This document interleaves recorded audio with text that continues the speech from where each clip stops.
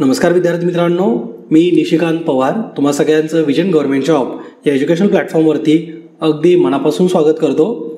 आजचं लेक्चर हे थोडंसं छोटंच आहे पण खूप महत्त्वाचं आहे. पर्यावरणाचा टॉपिक आहे हा आणि मुख्य परीक्षेच्या दृष्टिकोनातून कसा क्वेश्चन विचारला जाईल हे सुद्धा तुम्हाला या लेक्चरमध्ये बघायला मिळणार आहे.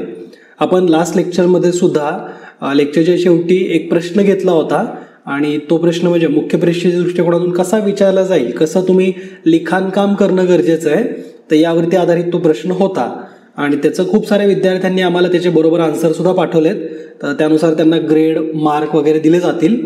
या लेक्चरमध्ये सुद्धा तुम्हाला मुख्य परीक्षेच्या सरावाच्या दृष्टिकोनातून एक शेवटी क्वेश्चन असणार आहे, त्यामुळे लेक्चर व्यवस्थितपणे बघा. मुद्दा हा आहे की रिसेंटलीच एक इंडेक्स प्रकाशित करण्यात आला होता. त्याचं नाव होतं एन्व्हायरमेंटल परफॉर्मन्स इंडेक्स, पर्यावरणीय कामगिरी निर्देशांक 2022. आणि या रिपोर्टमध्ये एक आश्चर्यकारक जी गोष्ट घडली ती म्हणजे भारत 180 देशांमध्ये शेवटच्या स्थानावरती आहे. म्हणजे 180 देशांमध्ये भारताला 180वे स्थान मिळालंय. आणि ही कामगिरी बघितली तर मग आपल्याला धक्काच बसतोय की आपण तर पर्यावरण वाचवण्यासाठी बघल तेव्हा आपण भारताचं इनिशिएटिव्ह बघतो की जगामध्ये इतर कुठला देश काम करतोय की नाही, पण भारत नेहमी काही ना काही फ्रान्ससोबत असेल किंवा इतर देशांसोबत खूप सारे आपण करार करून आपण पर्यावरणाच्या प्रोटेक्शनवरती भर देतोय. पण तरीसुद्धा या रिपोर्टमध्ये भारताला 180व्या स्थानावरती ठेवलंय. तर याच्या पाठीमागचे जे काही त्यांचे परफॉर्मन्स इंडेक्स वगैरे जे आहेत, इतर देशांचं स्थान काय, हे सगळं काही आपण जाणून घेऊ. आपण जर या एन्व्हायरमेंटल परफॉर्मन्स इंडेक्स विषयी जर जाणून घेतलं ना, तर हा इंडेक्स 2 वर्षातून एकदा डिक्लेअर केला जातो किंवा 2 वर्षातून एकदा हा पब्लिश केला जातो. 2002 मध्ये याची सुरुवात झाली होती. याची सुरुवात कुणी केली हे आपल्यासाठी महत्त्वाचं आहे. वर्ल्ड इकॉनॉमिक फोरम तर यांच्या कोलॅबरेशनसह Yale centre for environmental law and policy आणि Columbia university centre for international earth science information network, तर या 2 संस्था आणि त्याचबरोबर वर्ल्ड इकॉनॉमिक फोरम, तर या संघटनांनी मिळून 2002 पासून या एन्व्हायरमेंटल परफॉर्मन्स इंडेक्सची सुरुवात केलेली आहे. हा रिपोर्ट दर 2 वर्षातून एकदा प्रकाशित होतो. आणि एन्व्हायरमेंटल परफॉर्मन्स इंडेक्सनुसार काय केलं जातं, हे रँकिंग कशासाठीचे आहेत, तर जगामध्ये प्रत्येक देशाचं रँकिंग हे ठरवलं जातं त्या देशातल्या पर्यावरणीय स्थितीनुसार. म्हणजे त्या देशाचा पर्यावरणाचा हेल्थ कसा आहे, त्या पर्यावरणाचं आरोग्य कसं आहे, देशामध्ये पर्यावरण जे आहे तर ते टिकाऊ आहे का, म्हणजे सस्टेनेबिलिटी त्या एन्व्हायरमेंटची, त्या पर्यावरणाची कशी आहे, तर यानुसार देशांना रँकिंग दिले जातात. आपण या रिपोर्टचं जर फ्रेमवर्क बघितलं ना, तर ते असं आहे की एकूण 180 देशांचा याच्यामध्ये सहभाग होता. 2022च्या रिपोर्टमध्ये 40 वेगवेगळे परफॉर्मन्स इंडिकेटर वापरण्यात आले होते आणि त्याच्यासाठी एकूण 11 वेगवेगळ्या कॅटेगरी तयार केल्या होत्या. 40 वेगवेगळे परफॉर्मन्स इंडिकेटर होते आणि त्याच्यासाठी एकूण 11 वेगवेगळ्या कॅटेगरीज होत्या. एन्व्हायरमेंटल हेल्थवरती, क्लायमेट चेंज परफॉर्मन्स आणि एन्व्हायरमेंटल अवेअरनेस, तर अशा वेगवेगळ्या प्रकारात एकूण 11 कॅटेगरीजमध्ये 40 परफॉर्मन्स इंडेक्सनुसार 180 देशांना क्रमवारी देण्यात आली आहे. आणि हा रिपोर्ट बनवताना ना देशांना गुण दिले जातात, मार्क दिले जातात 0 ते 100 मध्ये. म्हणजे ज्या देशाला 100 मार्क मिळालेत किंवा म्हणजे ज्यांना जास्त मार्क मिळालेत तो चांगल्या रँकवरती असलेला देश, ज्याला कमी गुण मिळतात त्याचा परफॉर्मन्स कमी असणार. भारताला 18.9 मार्क मिळालेत आणि त्याच्यामुळे भारत हा इंडेक्समध्ये शेवटच्या स्थानावरती आहे.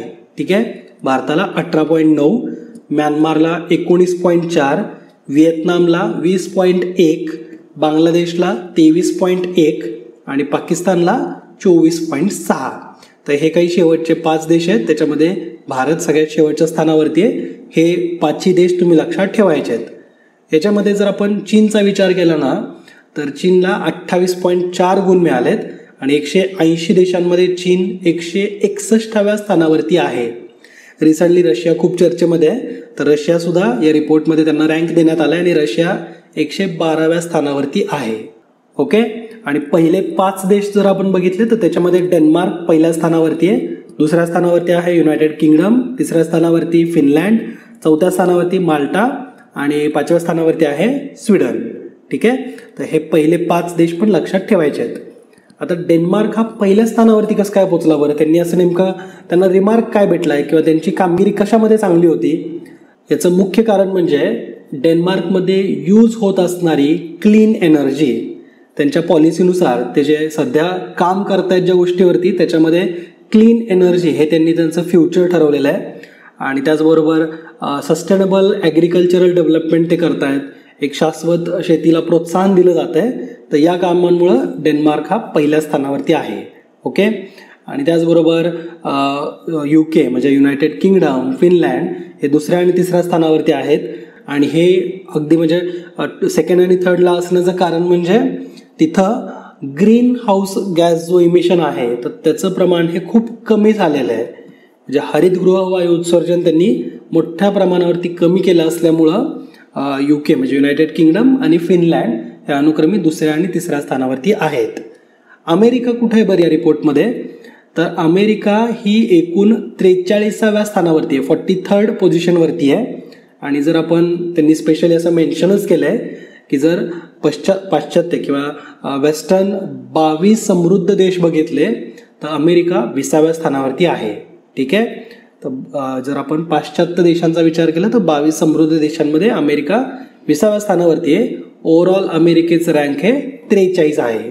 ठीक आहे. आणि आपण जर या एन्व्हायरमेंटल परफॉर्मन्स इंडेक्स जर आधीचा बघितला 2020चा वगैरे तर भारताचा रँक त्यावेळेस 168 होता. भारताला त्यावेळेस 27.6 गुण मिळाले होते.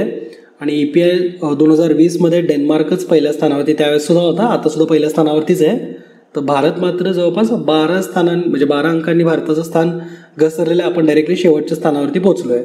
याच्यासाठी ते असं म्हणतायत की आपल्याला महत्त्वाच्या अशा 3 श्रेणींमध्ये कमी गुण मिळालेत. आपण सुरुवातीला बघितलं की 11 वेगवेगळ्या कॅटेगरीज आहेत किंवा 11 वेगवेगळ्या कॅटेगरीमध्ये एकूण 40 वेगवेगळे परफॉर्मन्स इंडेक्स असतात. तर त्याच्यात भारतामध्ये जो रूल ऑफ लॉ, त्याचबरोबर करप्शनवरती कंट्रोल किंवा कंट्रोल ऑफ करप्शन म्हणजे भ्रष्टाचारावरती नियंत्रण आणि गव्हर्नमेंट इफेक्टिव्हनेस, त्या 3 श्रेणींमध्ये भारताला सगळ्यात कमी गुण मिळालेत. आणि हे एक रिझन आहे की भारत शेवटच्या स्थानावरती जाऊन पोहोचला आहे. ठीक आहे. तर एवढी काही माहिती तुम्हाला या EPI विषयीची असायला पाहिजे. भारताचा रँक, शेवटचे 5 देश, पहिले 5 देश, स्कोर किती मिळालेला आहे, त्याचबरोबर EPI कुणाकडून प्रकाशित केला जातो, याच्यामध्ये वर्ल्ड इकॉनॉमिक फोरम इन्व्हॉल्व आहे, त्याच्यामुळे ही न्यूज जास्त महत्त्वाची ठरते. तर हा विषय आय होप तुम्हाला क्लिअर झाला असेल. आता तुमच्यासाठी एक इंटरेस्टिंग प्रश्न आहे जो तुम्ही खूप छान पद्धतीने लिहायचा आहे. हा प्रश्न खूप इंटरेस्टिंग आहे आणि असेच काही प्रश्न तुम्हाला UPSCच्या मुख्याला सुद्धा दिसतात. प्रश्न खूप मोठे मोठे असतात, फक्त ते संदर्भ सांगण्यासाठी म्हणून लिहिलेल्या लाईन आहेत. पण ज्यावेळेस तो संदर्भ प्रश्नामध्ये आला की तुमच्या उत्तरामध्ये त्याचं विश्लेषण थोडंफार असायलाच पाहिजे. प्रश्न एकदा वाचा. बीट प्लास्टिक पोल्युशन या ध्येयासोबत युनायटेड नेशन्स एन्व्हायरमेंटल प्रोग्रॅम आणि भारत सरकार यांच्या संयुक्त विद्यमानाने जागतिक पर्यावरण दिन साजरा करण्यात आला. या ध्येयाची पूर्तता करण्यासाठी सुरू करण्यात आलेल्या सिंगल यूज प्लास्टिक बॅन धोरणाविषयी विस्तृत माहिती लिहा. खूप वाचायला मोठा वाटतो प्रश्न, पण असेच प्रश्न तुम्हाला आयोग विचारणार. ह्याच स्टँडर्डचे, ह्याच क्वालिटीचे क्वेश्चन तुम्हाला समोर दिसणार आहेत. त्यामुळं अशा मुद्द्यांवरती आता लिखाणकाम करण्याची प्रॅक्टिस करा. बीट प्लास्टिक पोल्युशन ही थीम होती 2018च्या जागतिक पर्यावरण दिनाची. भारत सरकार आणि युनायटेड नेशन्स एन्व्हायरमेंट प्रोग्रॅमनी हा दिन संयुक्तपणे साजरा केला होता. आणि आत्ता जे recently single use plastic ban जे धोरण राबवण्यात येत आहे, तर हे दोन्ही गोष्टी तुम्हाला इंटरलिंक करून काही गोष्टी लिहायच्यात. आता मुद्दे ज्यावेळेस तुम्ही मांडाल तर अगेन इंट्रोडक्शनमध्ये काय लिहिणार, तर ऑब्व्हियस आहे की तुम्हाला जागतिक पर्यावरण दिन कोणत्या दिवशी साजरा केला जातो हे तरी माहिती पाहिजे. 5 जून ही तारीख तुम्हाला तिथे मेन्शन करायला पाहिजे, या म्हणजे आठवायला पाहिजे की हा दिन आपण या तारखेला साजरा करतो. त्याचबरोबर हे बीट प्लास्टिक पोल्युशन ही जी थीम होती ना, तर त्या थीमविषयी पण तुम्हाला काही सांगता आलं पाहिजे. म्हणजे प्लास्टिक पोल्युशन खूप जास्त जगामध्ये वाढत चाललंय, तर त्याची काही आकडेवारी आहे का? मग प्लास्टिक पोल्युशनमुळे नेमकं काय होतं? भारत प्लास्टिक मुक्त कधीपर्यंत होणार आहे? कारण 2022 मधली आपली थीम सुद्धा होती की single use plastic free India करणार आहे आपण 2022 पर्यंत. तर हे आपलं टार्गेट होतं. तर त्याला आपण मॅच करतोय का? भारतामध्ये किती टक्के प्लास्टिक कचरा पुनर्वापरात येतो? म्हणजे जवळपास 60% पुनर्वापर आपण कचऱ्याचं करतो. तर ते आकडेवारी तुम्हाला तिथे मेन्शन करता आली पाहिजे. तर याच्यासाठी म्हणून थोडा डीप स्टडी हवा आणि तुम्ही हे सगळं स्टडी मटेरियल आमच्या विजन स्टडी वेबसाईटवरती जाऊन वाचू शकता. फ्री ऑफ कॉस्ट आहे सगळं काही. तर तिथून सुद्धा तुम्ही वाचून थोडा इतर रेफरन्स घेऊन ह्या उत्तराला चांगलं प्रिपेअर करा. कारण असेच प्रश्न तुम्हाला दिसणार आहेत आणि हे प्रश्न काही तुम्हाला म्हणजे कुठल्या पुस्तकात वन लाईनर म्हणून वाचले आणि ते सुचतील असं होत नाही. त्याच्यामुळे थोडंफार डीप स्टडी अवांतर वाचन या गोष्टींसाठी लागतं. आता आपण प्लास्टिक बॅन करतोय तर मग ते कॅरीबॅग जे असते तर ते किती मायक्रॉनपेक्षा कमी असावी. हे सगळे जे मुद्दे असतात ना हे तुम्हाला कुठेतरी लिखाण कामात तुमच्या आले पाहिजेत. त्याचाच फायदा तुम्हाला भविष्यामध्ये इंटरव्ह्यूमध्ये आणि मुख्य परीक्षेमध्ये होईल. तर आय होप ह्या प्रश्नाला सुद्धा तुम्ही छान पद्धतीने सॉल्व्ह कराल. तर भेटूत आपण येणाऱ्या नेक्स्ट लेक्चरमध्ये ज्यामध्ये आपण फ्लोअर टेस्ट काय असते ते हे आपण थोडक्यात जाणून घेऊ. तर भेटू त्या लेक्चरमध्ये. जय हिंद, जय महाराष्ट्र. धन्यवाद.